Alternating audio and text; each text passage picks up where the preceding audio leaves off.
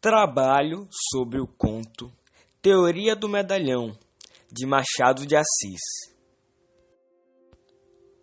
Colégio da Polícia Militar, Diva Portela, segundo ano A. Professora Junara. Matéria: Língua Portuguesa e Literatura. Componentes: Vitor Bastos, Vitória Queiroz, Vinícius Gomes e Vinícius Damasceno. Apresentação do autor. Joaquim Maria Machado de Assis nasceu no Morro do Livramento, Rio de Janeiro, em 21 de julho de 1839. De uma família pobre, vítima de preconceito, perdeu a mãe na infância e foi criado pela madrasta. Com tudo isso, superou as dificuldades e se tornou um grande escritor. Na infância estudou em escola pública durante o primário e aprendeu francês e latim. Trabalhou como aprendiz tipógrafo, foi revisor e funcionário público e nunca cursou a universidade. Interessado pela boemia e pela corte, lutou para subir socialmente, abastecendo-se de superioridade intelectual. Para isso, assumiu diversos cargos públicos, passando pelo Ministério da Agricultura, do Comércio, das Obras Públicas.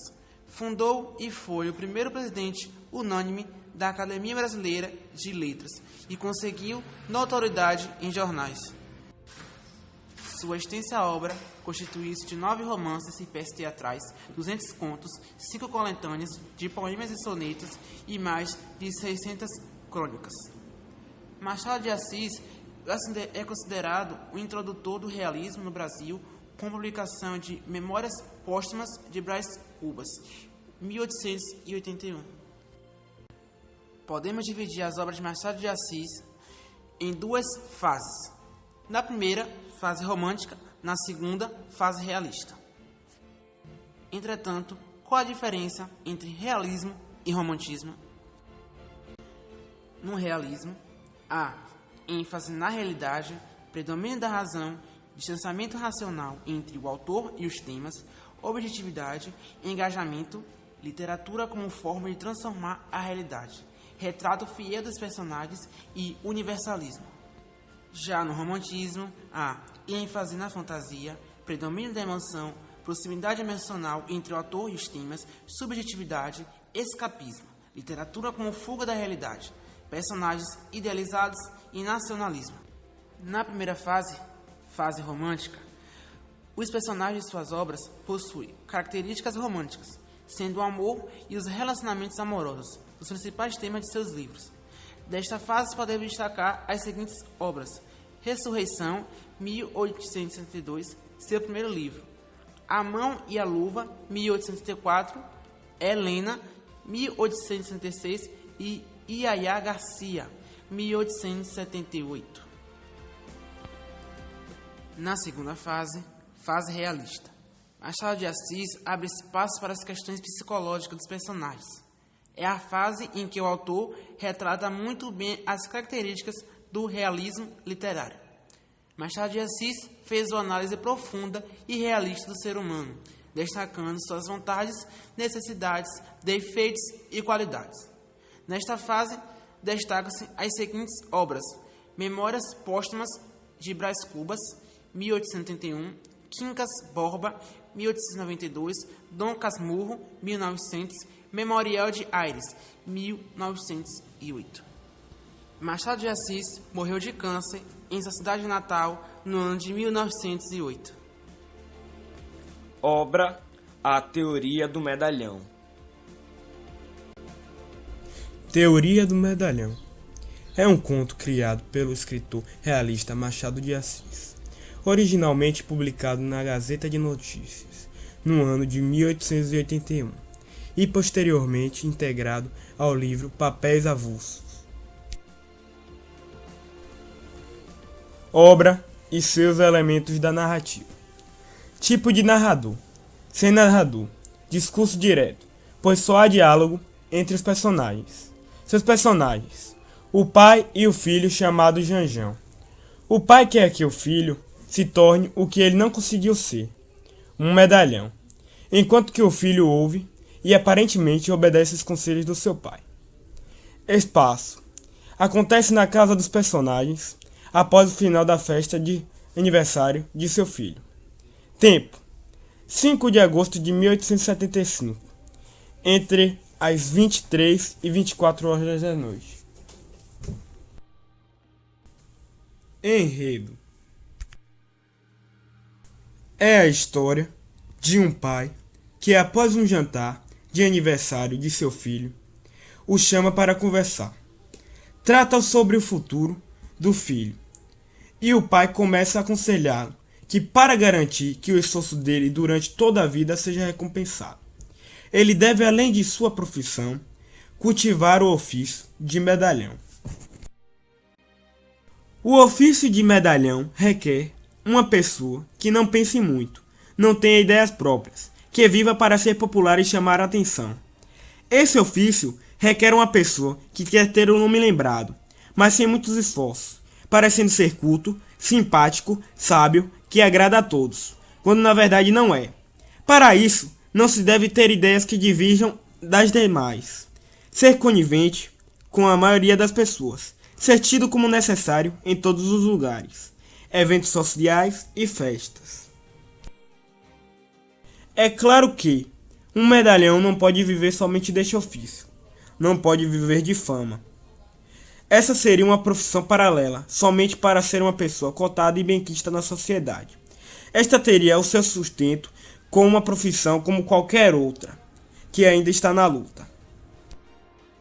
Enfim, ser um medalhão é ser uma figura considerada na cidade, respeitada e querida pela maioria das pessoas.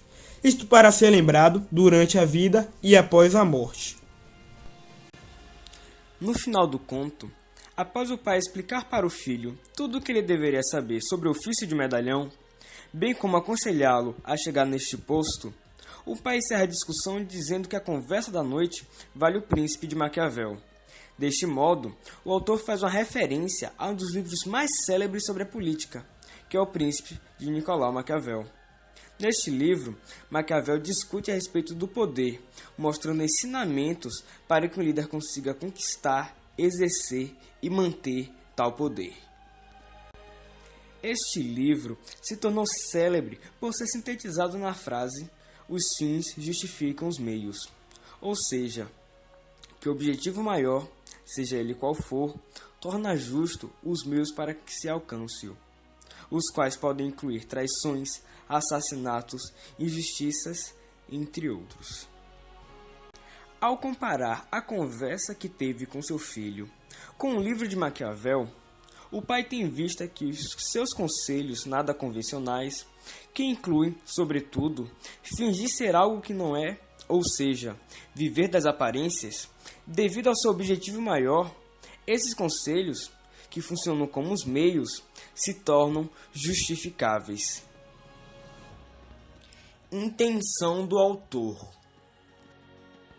No conto Teoria do Medalhão, Machado de Assis faz uma análise do comportamento de alguns membros da sociedade.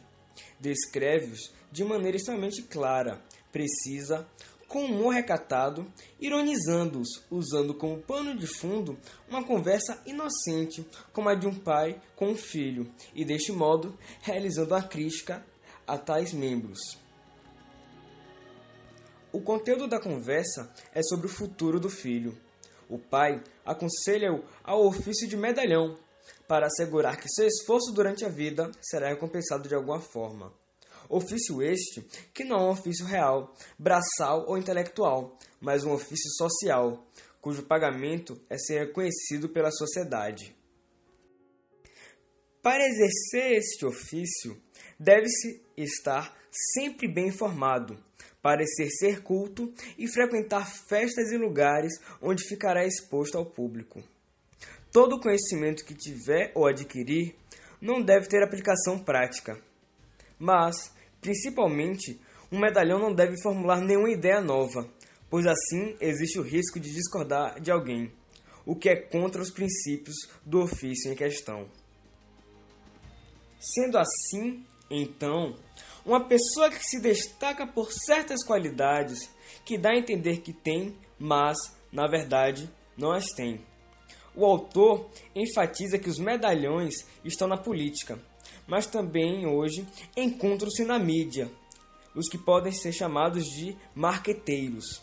Pessoas que têm uma imagem exclusivamente fruto do marketing, que trazem sobre si mesmas. E assim, enraizam nas mentalidades de outrem o que desejam que as outras pessoas pensem delas, como modelos, pessoas que posam nuas em revistas, participantes de reality shows e até mesmo apresentadores de televisão.